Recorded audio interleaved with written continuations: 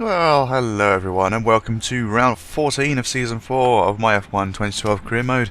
I am Love Spuds. Not long to go now in the last half of the season, and today I need to qualify 4th or above on a track that isn't necessarily one of my favourites. Sometimes I do quite well on here, sometimes I don't. Today, probably going to be a bit average. If I'm honest, but I did make it to Q3 at the very least, so it's a start. But I do feel quite comfortable in the car. I did do another lap after this, but I ended up taking my front wing off, so yeah, not brilliant. So this one's going to have to do. It's 29.1 for the first sector. Nice to see everyone's being held up behind me by my rival, Grosjean, who I beat in the last time out. And let's see if I can beat him here today. As long as I finish in front of him and Rosberg, then it's all good. It's all gravy. So what we got in the second sector? 1.82. I have no idea if that's going to be any good. So I come around the start-finish line. I don't know where I lose the time. It's probably in the third sector where I lose a lot of time, especially that. That would have cost me, I don't know, 4/10 or so. Even a little spin like that could cost you so much, especially with how slow I go through those some of those corners. So just slam on the throttle for the last bit, and then we come across the line for a 1:45.3. It's not the most. That's not the fastest lap time I've ever done in my life. And because I crashed on the second lap and didn't have time to get back to the pits for repairs, I ended up in 8th. 8/10 off. So it could be worse.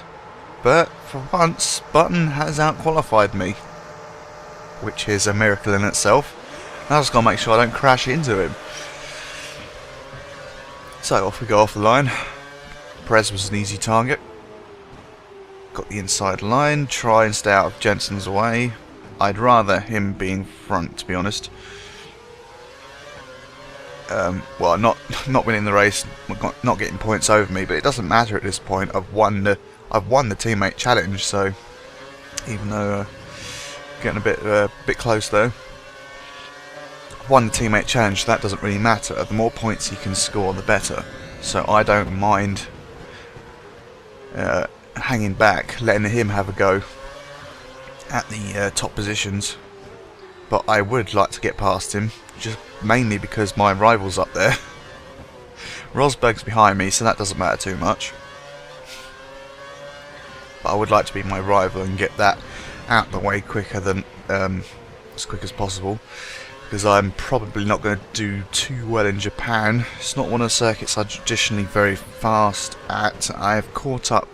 I've had good pace there once or twice, but generally it's not a good track to qualify on, that's for sure. For me anyway. It's kind of difficult to find a setup for it. So if I can get ahead of him here and beat him here, then that takes the pressure off a little bit. Because especially with India coming up as well, another track that I'm not so good at. Just makes things easy in driver rivalry, so I can get his seat for next year. Because I'd rather have Grosjean's seat and partner Kimi Räikkönen, to be honest.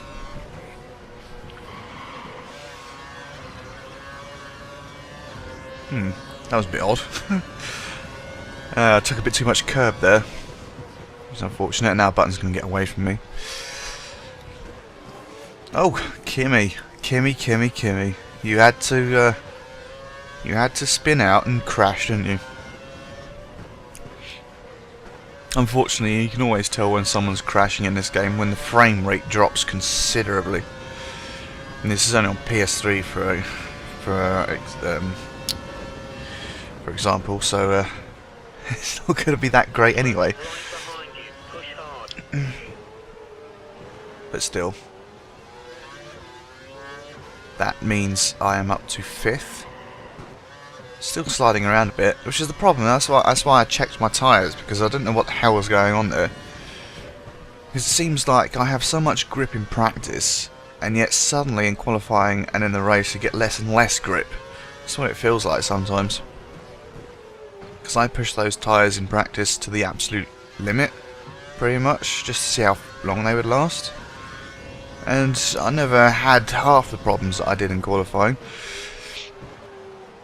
Like sliding out of corners and things. I may be wrong, but I thought the track was meant to rubber in, so you'd have a bit more grip rather than less grip. But I don't know if it's just a one-off. Maybe it's just me. And I haven't changed my setup, that's for sure. But whatever. I don't want to start moaning again. But anyway, nice to see Button up in front.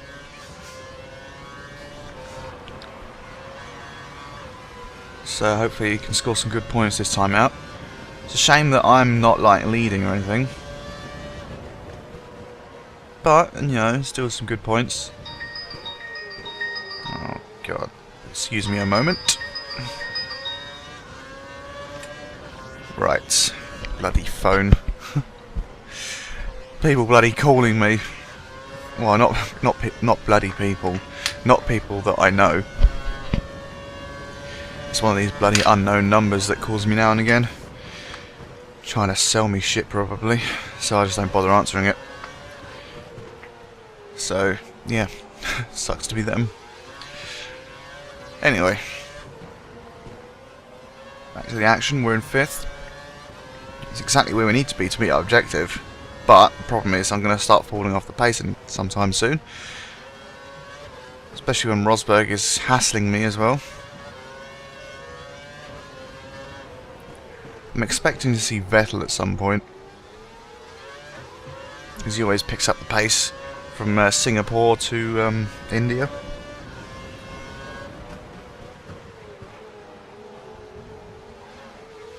That was my fault, I was riding too much on the curb.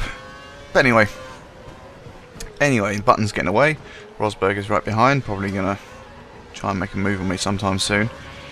That's just I'm bouncing around a bit. I'm quite amazed I haven't lost my wing yet.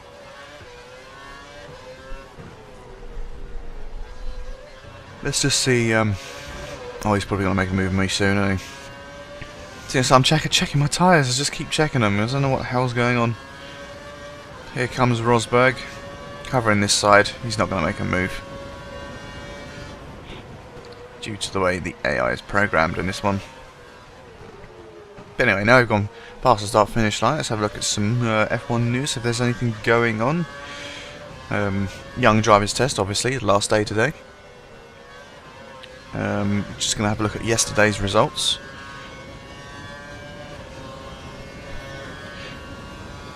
Where Ricardo was actually top of the timesheets. Rosberg's coming up on the outside there. Not going to happen, son.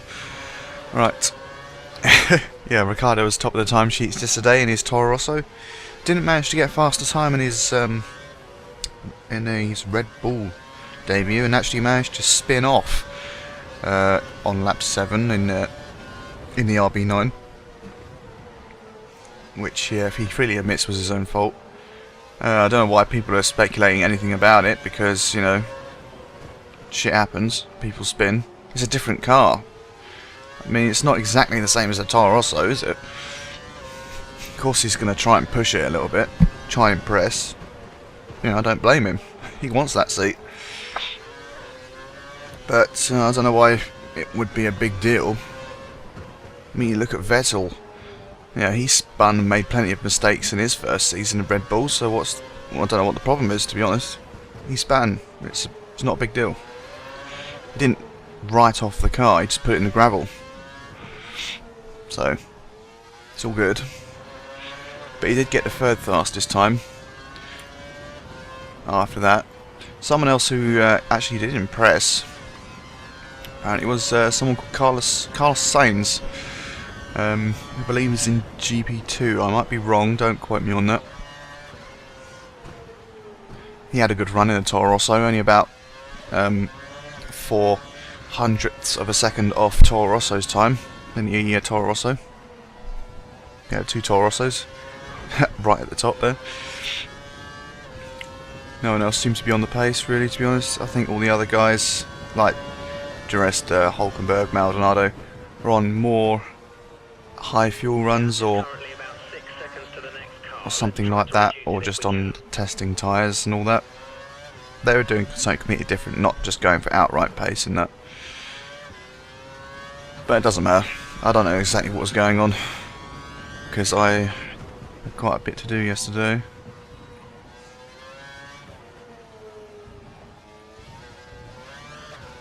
I didn't actually manage to read up on everything. I didn't follow the testing.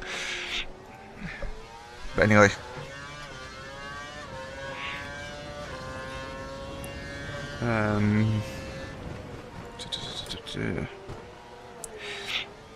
6 seconds up the road. Jeez, Bethel? Button! Alright. Oh, there's Vettel. That's why I said that. Something happened to Rosberg, by the way. That's why he suddenly dropped away. Unfortunately, I didn't see what happened to him either. Couldn't see it on the replay. Which is unfortunate.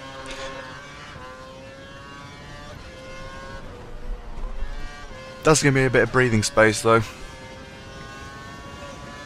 Even if I was a bit slower on that lap, that's for sure. Grosjean's in second, so it looks like Alonso's gonna maybe run away with this, possibly. I don't know if he's the one going around the number 2 there on the map, or if he's only just in front of Alonso. Grosjean. Looks like Ferrari might get their first win for a while. I can't remember when the last time they got one was in this season. Button does seem to be a bit off the pace of that pack though. Doesn't seem to be like with them or have the pace to catch up with them, which is quite interesting. Wish he would though, but never mind. At least he's in 4th and not 14th. It's all good.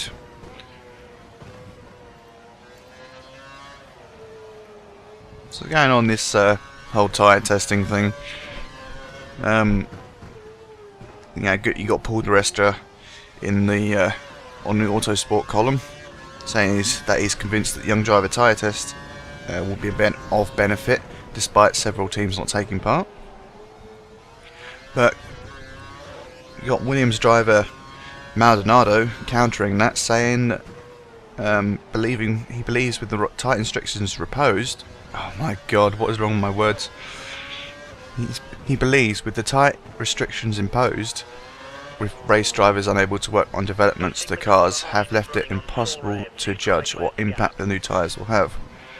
Well, it's all very well, but to my mind, you know, any running in the F1 car is valuable, even if it didn't work for Mercedes' benefit. Oh, I've got 2 Grosjeans on the standings there. That's interesting. That's sliding right into the barriers. See, I never had that problem in practice. I don't know what the deal is. It's not as if I went in there any faster than I usually do. But anyway, yeah, any running's good, unless you're Mercedes, who ended up testing tyres that weren't going to be used anyway. So they've probably been shit on the most. But oh well. It happens. Hopefully they won't fall too far off the pace if any developments do come out of this tyre test. But we can only see in the next few races what happens to them.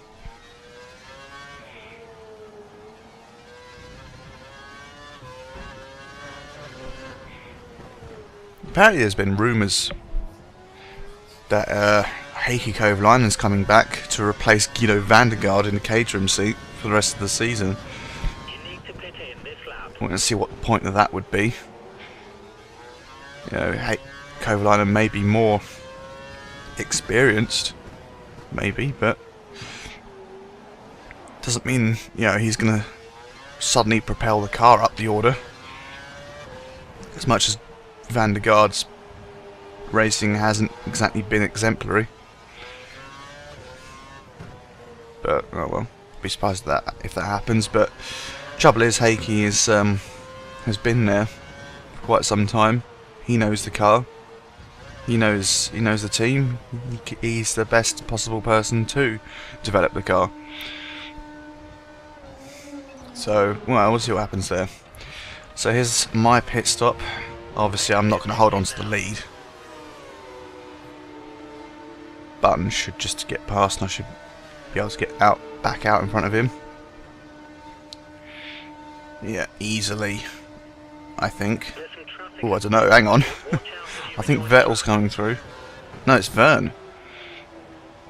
Vettel must have been behind me in the pits, so Vern must have been staying out, possibly? Oh, I think he's crashed into the back of me, to be honest. He didn't brake in time. Oh well. Vern. Yeah, Vern was on the option tyre. He's gone backwards now, he's lost his front wing, I think. And Vettel's taken over, 6th.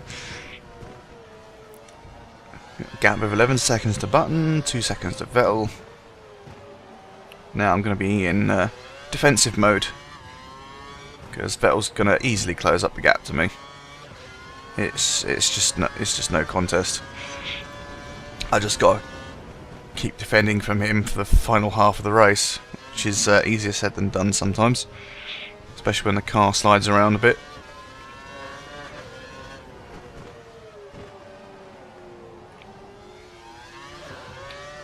Just looking at more gossip. Under pressure, Felipe Massa. Yeah. Well, his recent run of bad results meant he has come under fire again for his seat, which is a little bit unfair, but you know, he is underperforming, of course, for a Ferrari. That's what happens when you have a teammate who is vastly outperforming you. But he has received backing from Ferrari president, so I think he's pretty much safe for a little while longer. I think it's more up to him whether he leaves Ferrari, but I don't know why he would bother doing that.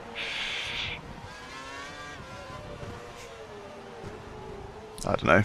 He once said if he was number 2 driver, he would never race again, so that was clearly bollocks.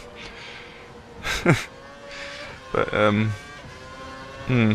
because he's very clearly a number 2 driver, as much as you might want to deny it. I don't know.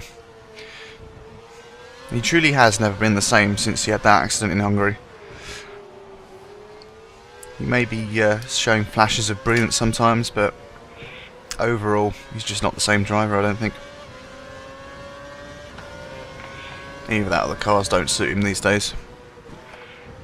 Because the car was definitely a different beast in 2008, where he nearly won the championship. Very nearly. And they were very different beasts with all the aerodynamic bits and pieces on it. Kimi Raikkonen's coped though. He managed to do well this season. But then again, he's a different person altogether. He's an absolute beast. But maybe the car's not suiting Felipe. Maybe he's got problems, flashbacks from his old accident. Who knows? It's just definitely not the same person. But anyway, moving on.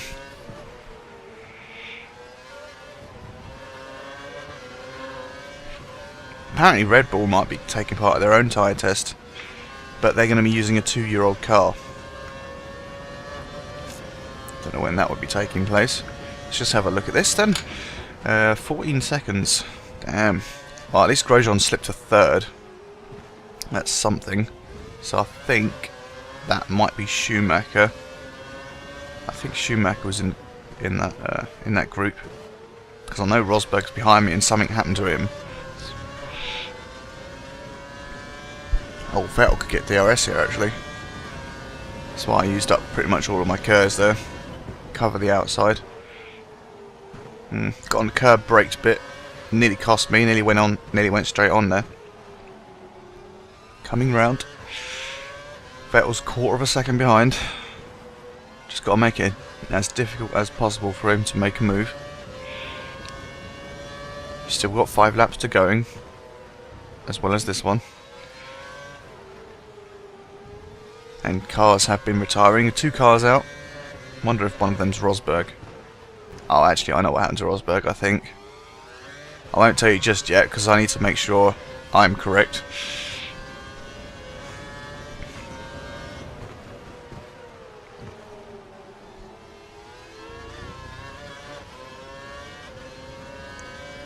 Yeah, it looks like Button's out on his own in no man's land over there.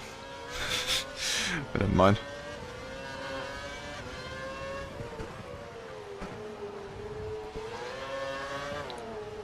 But yeah, there's no actual date or anything for Red Bull to be doing their own tyre test. But never mind. Keep an eye on that one.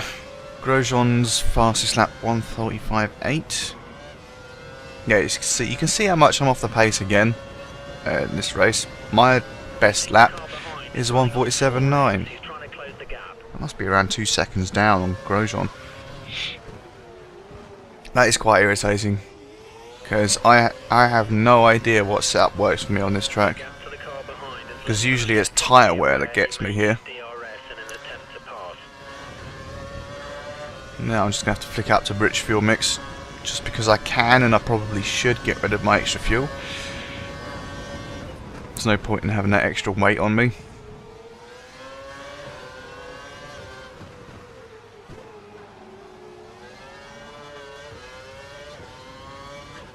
And also I probably don't do too well on here because it's a street circuit. It's not as bad as Monaco though, at the very least. It's not full of lumps and bumps everywhere, apart from these stupid little corners. Or chicane, whatever you want to call it. Oh, that's bollocks. And though, unfortunately, that was my own fault. I think I rode the curb too much and just put on the throttle at the wrong time. So now I've lost my bloody 5th position to Vettel. And the ultimate problem is being hounded down by a Marussia now, by Glock. That would be just embarrassing.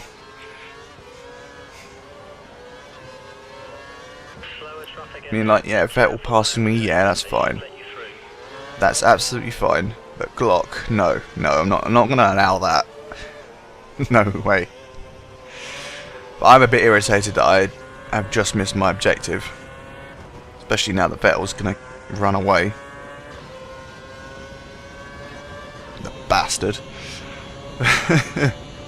But anyway, he's already got gap to a second.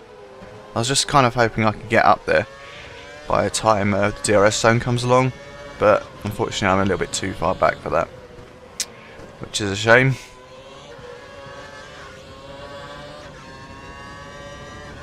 I bet you Glock has got a DRS on me though. Actually, maybe not. I didn't hear him get any closer. I was just trying the best I could to just try and get back on Vettel. Unfortunately that happens. It ruins everything. Bloody tyres. Anyway. I do say anyway a lot, don't I? It's kind of weird.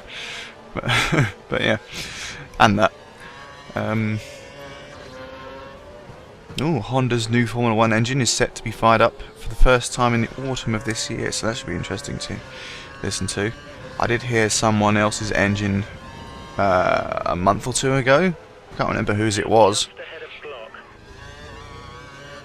It just doesn't sound very meaty, which is a shame. But hopefully Honda's one will sound a bit better. I am kind of looking forward to next year's racing. Be interesting to see how the turbos do and all that.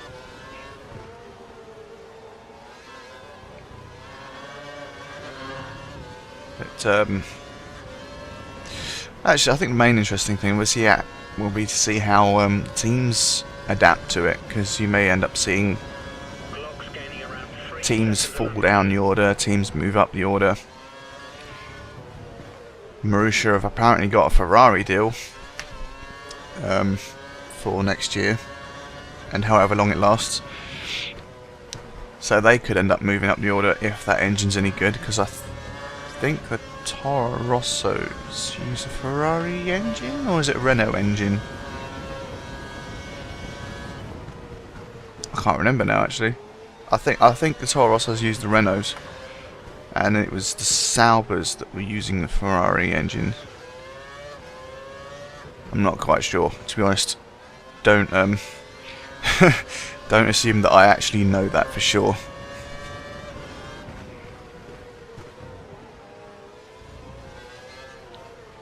But anyway. Oh, there it is. Anyway. It's also interesting to see that Honda are also going to be basing their Formula 1 operations in the UK, which is good for us. And good for them, because a lot of engineers and things live in a particular area around Silverstone. Well, we're at least within a, I don't know, 50, 100 mile radius. So it's a very technological part of the UK. So it's no surprise that they want to be there.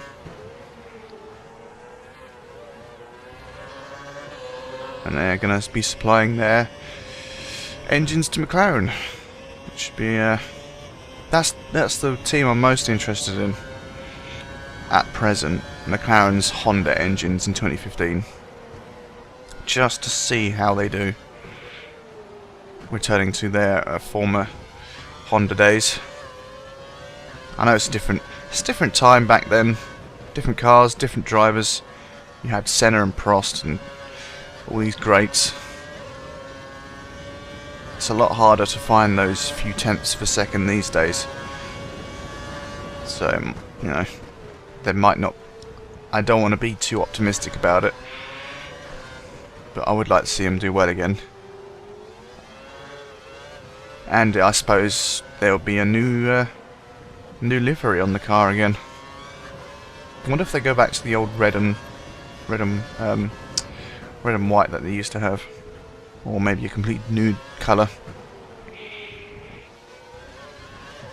I don't think they'll be keeping the silver, that's for sure. So I assume silver was the it's a Mercedes-Benz thing. I mean, it was sort of black and grey when it first was used in McLaren, this Mercedes engine. I think. Actually, I don't know. That's going a bit far back for me. I was in primary school when they first used the Mercedes engines in the McLaren. So, yeah. What did they use in '97? Who knows? Someone knows. Someone tell me if they feel like it.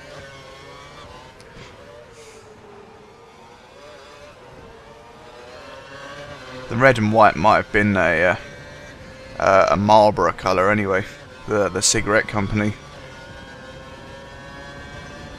because that's the colours they have on their fag packets. So that might not be they might not be returning to that livery after all. It's all speculation. I'm just going around this in my head, thinking of all different things at once. Unfortunately, my my mouth tends to go off on one before I've properly thought something through. So I end up like thinking about something, talking about it, and then thinking about something else at the same time while I'm talking. So my mind sort of races around a lot of the time, thinking of all different things, and then I end up confusing myself and mixing my words up, which is a bit interesting, to say the least. Especially when I thought someone called Vettel was ahead. Combination of Vettel and Button. But anyway, this race has turned into a bit of a waffle fest. I do love my waffling. All I want to do is keep Glock behind me. I think Alonso's coming through to take the win now. Yeah, there he is. I think that's Schumacher in second, Grosjean third. Who is in fourth? Button's in fourth. That's good. He's going to come across the line to take fourth. That's brilliant. And Vettel's going to get fifth, quite clearly. So there's no way I can catch up that distance in that short amount of time. I need him to crash, which he's not going to do. Especially not in the last corners. But I didn't manage to keep the Marisha behind me. It's just unfortunate that I didn't actually meet my objective. I would have been 7th if Kimi Raikkonen didn't crash out early on. But still, some decent amount of points, more than Rosberg's going to get, so that's probably still going to extend my lead in the championship. What I'm more interested in is the constructors' results, because 4th and 6th, not great points all, but it's going to be pretty good for the team. So 12 plus 8 is 20. 2 more than Schumacher got, so that's 18 points for Mercedes, 20 points for McLaren. Ferrari doesn't matter because they're out of the running. Grosjean got 15, so out of constructors we scored the most, but not by a lot. Oh, Kimi did make it back to the pits, it seems, after losing his wing. And Bruno Senna and Hulkenberg were the ones not finishing, and Nico Rosberg was disqualified. I thought that was what happened. I don't know why he was disqualified. Maybe he ended up pointing the other way and couldn't get turned around again at some point. I don't know. It does happen sometimes. But yeah, in Drivers' Championship, 81 points. I've got a 3-race lead, which means I could wrap up the title pretty soon. And I've got to try and maybe find a way of getting Jenson Button up the order if I wrap it up early. I don't know quite how I'm going to do that, but I'm going to try and give it a try, I suppose. It all depends on where he qualifies, I suppose. Maybe if I qualify at the front I can hold everyone up, but then again, with the AI as they are, no one's going to be overtaking each other. I don't know, we'll see what we can do. So the constructors, McLaren 7 points behind Mercedes. If only I managed to somehow get on the podium or win, maybe we could have taken the top spot. But it's not to be. But we are still within shouting distance, 7 points only in front of Lotus though, so we could still slip back to 3rd. But we're not going to go any lower than 3rd at the very least. So that's quite interesting. So yeah, quite a disappointing race, bit off the pace, but never mind. Still got some points, still leading. So yeah, join me next time for round 15 in Japan. I'll see you then.